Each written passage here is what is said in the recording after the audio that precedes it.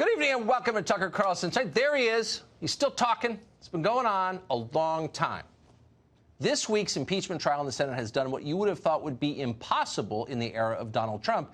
It has made politics boring again. The trial isn't just dull. It's dull in a highly aggressive, almost coercive way. Watching it is like being trapped by your drunk brother-in-law at Thanksgiving as he explains in forensic detail how he's managing his 401k. After about 6 minutes, you start fantasizing about jumping out the window.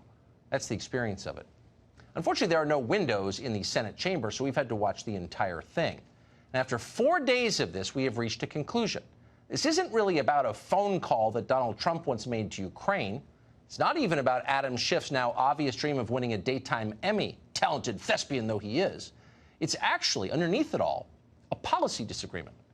Permanent Washington was enraged that Trump violated neocon orthodoxy by criticizing Middle Eastern wars and by promising to de-escalate tensions with Russia. Nothing he has done before or since has made them angrier than that did. It was a direct threat to their ideas and to their paycheck. So they decided to make sure he could never make good on those promises. Adam Schiff conceded as much in his closing comments today. Trump's real sin, Schiff explained, was questioning military aid to Ukraine. Why? Because it is America's duty to remain on the brink of war with Russia forever and indefinitely. The United States has roughly 68,000 troops stationed in Europe. They serve alongside troops from 28 other countries that comprise the North Atlantic Treaty Organization, or NATO. They are holding the line against further Russian aggression. Now, the press, as you may have noticed, isn't in the habit of asking Adam Schiff to explain himself, and that's a shame in this case, because it would be nice to hear him explain what the hell he's talking about. In fact, the European Union has almost 4 times as many people as Russia does. Its economy is more than 10 times as large. Russian troops haven't made it to Western Europe in 75 years, and they won't be coming anytime soon. They can't. And by the way, if the Europeans were worried about a Russian invasion, they'd build an army to protect themselves. They haven't done that because they're not worried. And yet, according to Adam Schiff, America must keep 70,000 troops in Europe away from their families to guard against the ever-present threat of Russian invasion. For real. He said that. His fellow Democrats nodded in vacant-eyed agreement. If it weren't for American military aid to Ukraine, Schiff went on, Putin's armies might have conquered that country, gone on to seize Poland, and overrun the continent. You'd have to learn Russian to spend junior year in Florence. Watch. Now, Ukraine is not a member of NATO, but Russia's invasion of Ukraine was a threat to the peace and security of Europe. If we had not supported Ukraine in 2014, if members of this body had not voted overwhelmingly on a bipartisan basis for military assistance to rebuild Ukraine's military, there is no question it would have invited further Russian adventurism in Ukraine and perhaps elsewhere in the heart of Europe. It would have weakened our allies and exposed U.S. troops stationed in Europe to greater danger. And believe it or not, Schiff went on like this all day long. Voice rising, eyes bulging, and over time he began to sound less like a congressman from Burbank and more like a character from a Tom Clancy novel. The greatest threat to America, Schiff said, isn't Russia's First Guards tank army. It's the President of the United States, who quite possibly could be the first non-voting member of the Politburo.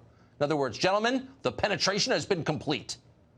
If a president can be so easily manipulated to disbelieve his own intelligence agencies, to accept the propaganda of the Kremlin, that is a threat to our national security. Now, by now you may be wondering, how exactly is this the impeachment we were promised? Wasn't this supposed to be about the abuse of power and the contempt of Congress? Aren't those the charges? How do we get to the part where Russia invades Belgium? Well, actually, it's been a long time coming. The genesis of Donald Trump's impeachment trial, it turns out, wasn't the now famous Ukrainian phone call or even his victory 3 years ago. It actually began on February 13th, 2016, on that day. That's the day that Trump debated Jeb Bush, Ted Cruz, and the rest of the GOP primary field in South Carolina, Columbia, I think. Trump said things that, until then, no major Republican candidate had been willing to say out loud. He called the Iraq War, for example, quote, a big fat mistake. He said America ought to reach an agreement with Russia rather than fighting proxy wars against them. He called the trillions of dollars we spent in the Middle East a waste. At the time, it seemed like Trump was attacking Republican orthodoxy, but now it's clear, and this impeachment makes it crystal clear what was really going on. Trump was attacking the consensus of both parties in Washington, and that's a neoconservative consensus. Both parties work together to keep America overextended abroad, stuck in quagmires across the world that enrich defense contractors and lobbyists while killing our finest young men and hollowing out this country. Donald Trump promised a different path as a candidate. He said it was time for American troops and American dollars to protect American interests, not the interests of some backward Arab petrostate or corrupt Eastern European oligarchies. Against united opposition in Washington, you'll remember, Trump got the nomination and then won. But Washington still has not recovered from the shock. And rather than learn from the results, they've doubled down. They blame the defeat on Russian Facebook ads that nobody saw. And in response,